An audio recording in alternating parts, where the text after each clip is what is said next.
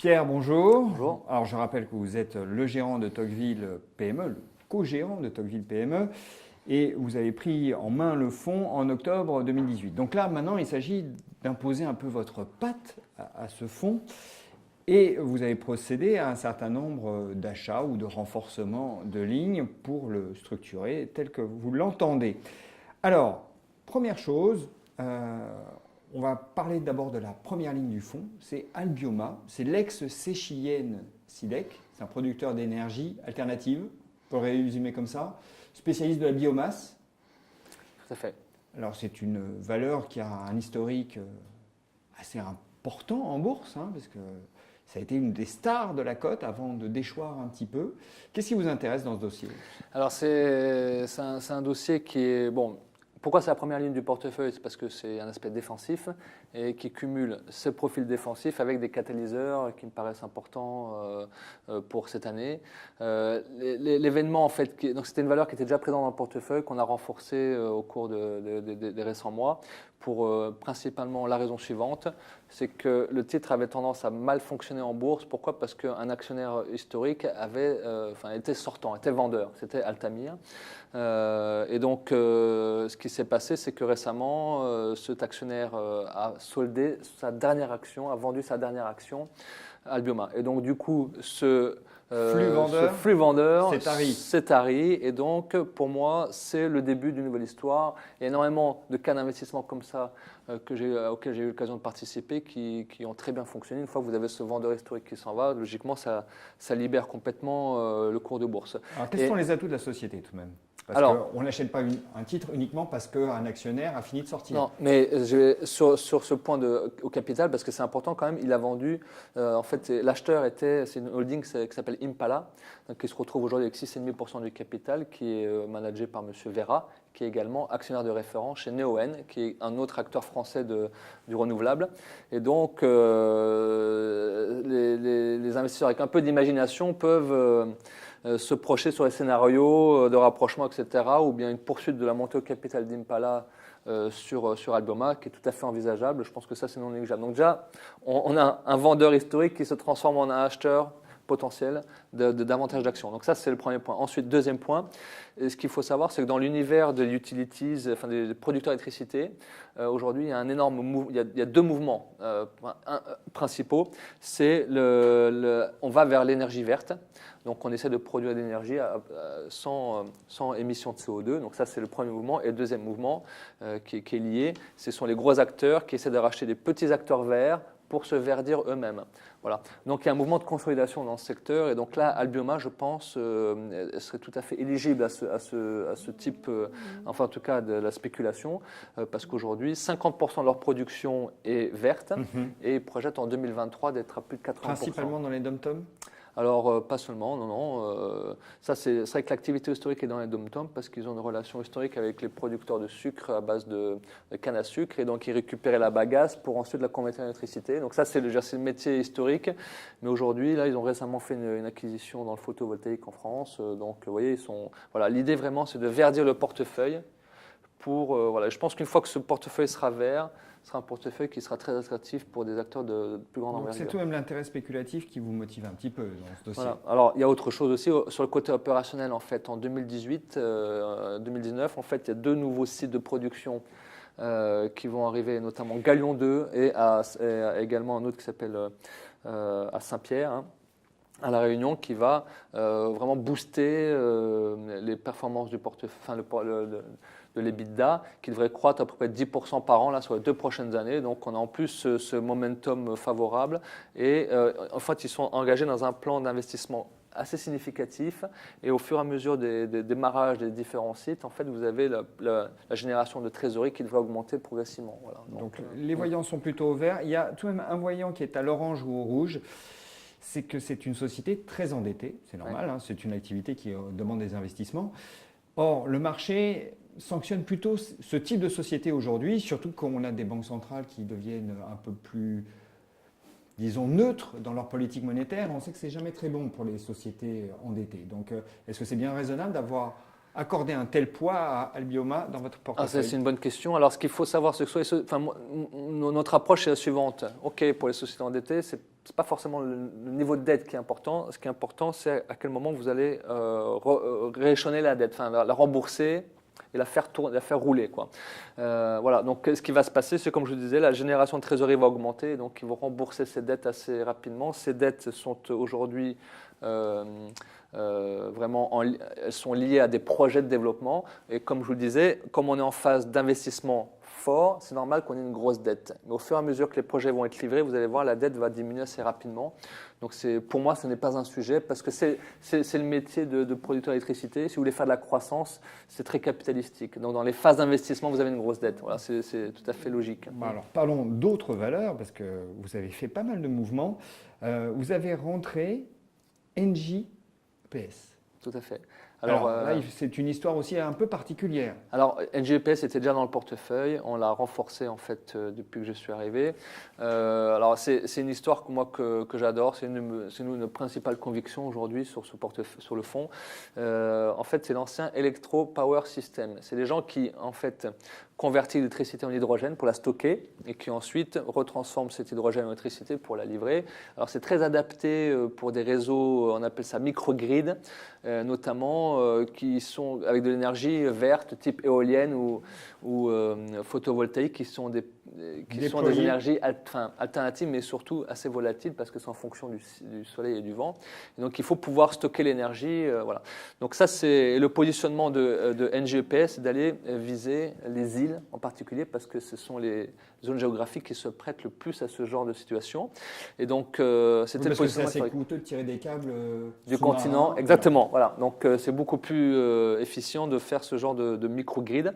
Et donc, Electro Power System était une petite entité historiquement. Et il y a deux événements importants qui sont arrivés en 2018. C'est la première chose. Premièrement, c'est Engie, donc l'ancien GDF, qui a pris 60% du capital, avec l'ambition de pouvoir fournir ce service à plein d'îles, notamment dans toute la galaxie française, des dom-tom, etc., où il y a beaucoup d'îles dans cette situation, et surtout d'apporter du financement aux clients potentiels de EPS. Donc ça peut faire démarrer les projets beaucoup plus facilement. Exactement. Donc du coup, ça ouvre énormément d'opportunités pour EPS auxquelles il n'y avait pas accès auparavant. Et donc ce changement capitalistique a eu un effet pratiquement immédiat puisqu'en octobre, ils ont décroché le plus gros contrat de leur histoire avec la République de Palau, qui est une petite île au large des Philippines. Et c'est un contrat de 70 millions d'euros qui devrait se matérialiser dans le compte de résultats dès 2019. Alors que le chiffre d'affaires jusqu'à présent maximum était de… Alors en 2017, c'était 10 millions de chiffre d'affaires. Donc on fait x7 en 2 ans. Et surtout, ils sont aujourd'hui en négociation avec plein d'autres îles et plein d'autres clients, avec GDF à l'appui derrière. Et donc je pense qu'en 2019, on va voir de nouveaux clients arriver. Et en plus, on va avoir le déploiement de ce contrat sur l'île de Palau. Et donc je pense que c'est un dossier qui peut aller très très loin, très très fort et très très vite au fur et à mesure que les contrats vont arriver. Voilà. C'est un dossier peu liquide. Alors voilà, le problème c'est que c'est difficile de trouver du papier. Donc il faut être à l'affût, c'est fait. Donc vous avez mis une petite ligne dans le portefeuille. Alors aujourd'hui, on doit avoir 1,8% du portefeuille, mais on est à l'affût pour acheter si ça corrige. Alors ça, c'est une de vos convictions. Vous nous disiez justement dans le précédent volet à cette interview que vous cherchez des valeurs avec de la visibilité. Là, c'est le cas pour vous. Tout à fait. Elle coche toutes les cases du contexte boursier actuel. Ouais. Une autre valeur que vous aimez beaucoup en ce moment, c'est Sword.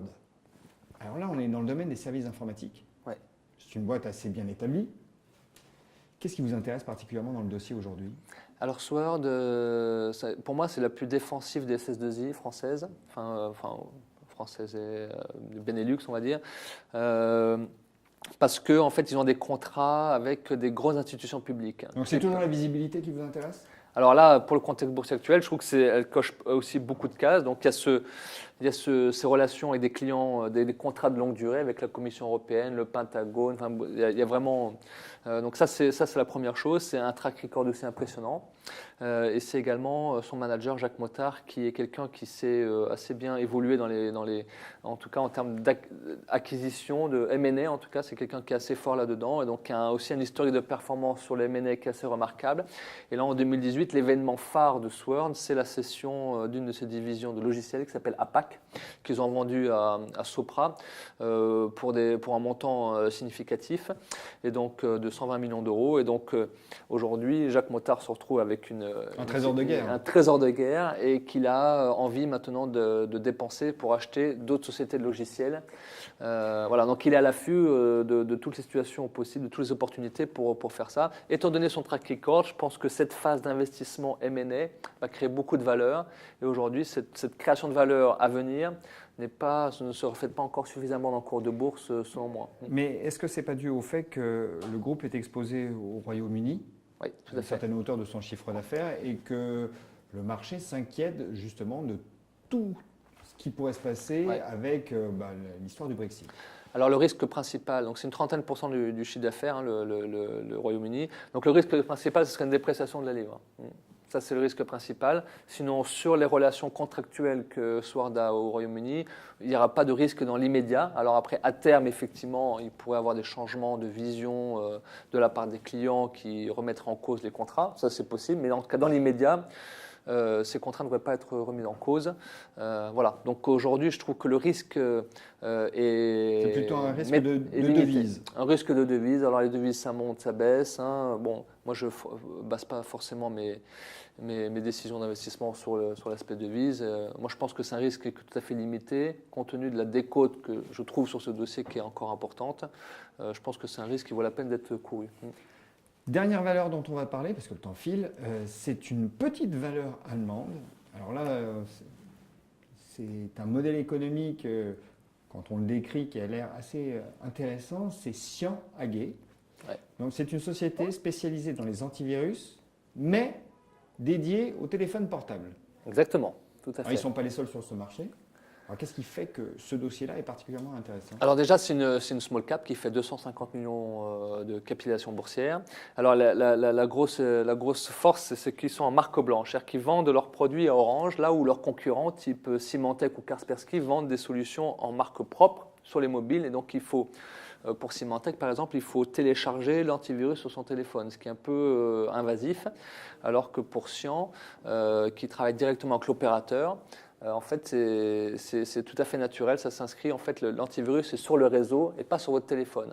Donc, il y a cet aspect téléchargement qui ne rentre pas en ligne de compte, et c'est l'opérateur qui va essayer de vous faire souscrire à son offre antivirus dans un bundle avec le forfait. Vous voyez, donc c'est vraiment une approche totalement différente. Donc, Cyan, lui, eux visent les opérateurs. Donc, ils se sont introduits en bourse en début d'année dernière. Et donc, pendant toute l'année, il n'y a pas eu beaucoup de contrats signés. Et donc, le marché a commencé à s'interroger sur la pertinence de la technologie jusqu'à ce qu'en décembre, juste un peu avant Noël, en fait, Cyan annonce un partenariat stratégique avec Orange. Et donc là, c'est l'accès à 220 millions de clients à travers le monde. Et donc là, le titre a forcément monté, mais a monté vraiment de pas grand-chose par rapport à l'aspect vraiment transformation que le groupe va vivre grâce à ce contrat. Donc juste pour avoir une idée, le chiffre d'affaires doit être multiplié par 3 d'ici 2020 pour arriver à 60 millions d'euros. Sachant que en fait, c'est une croissance, comme c'est un éditeur de logiciels, en fait la croissance est extrêmement profitable pour les marges. Donc, quand vous faites 60 millions de chiffre d'affaires chez Cyan, vous avez 35 millions de résultats opérationnels, ce qui est colossal en fait. Et ça, aujourd'hui, c'est vraiment pas du tout. Toute cette croissance n'est pas du tout valorisée dans le cours de bourse. C'est ça qui est impressionnant. Est-ce qu'ils n'ont pas, pour obtenir ces chiffres prévisionnels, un peu surestimé leur taux de transformation? Est-ce que c'est pas ce on peut redouter? Alors eux, dans leur business, dans leur objectif, ils tablent sur un taux de transformation de 5%. Maintenant, ce qu'ils constatent, c'est qu'ils ont eu des taux de transformation bien supérieurs chez des acteurs, chez des clients qu'ils ont d'ores et déjà, notamment Télécom Austria, en Autriche, où il y a des taux de transformation bien supérieurs. Donc pour eux, c'est plutôt, quand on écoute le manager, c'est plutôt le minimum qu'ils devraient être en mesure de faire. Ils sont très confiants. Et ces 60 millions de chiffre d'affaires en 2020 ne prennent en compte que le montant en puissance du contrat Orange.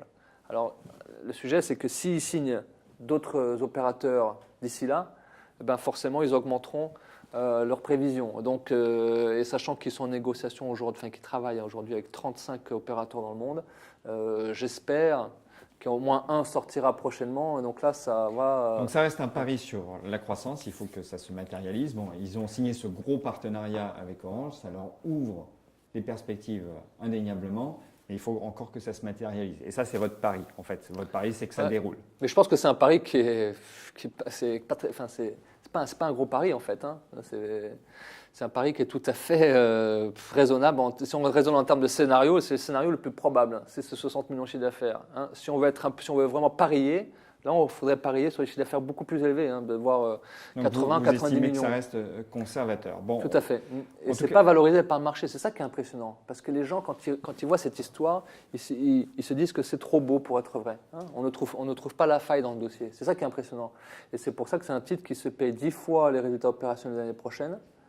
Alors qu'il y a une croissance, la société va tripler. C'est un dossier qui devrait se payer 20-25 fois les résultats opérationnels. Mais c'est on ne sait jamais en bourse, parfois on a des mauvaises surprises. Il peut se cacher des loups, parfois même dans les plus beaux dossiers, on l'a déjà vu. Donc, il faut tout de même être donc nous aujourd'hui, ça pèse 1% du portefeuille. Donc, oui, en tout cas, c'est un cas d'investissement qui est plutôt alléchant.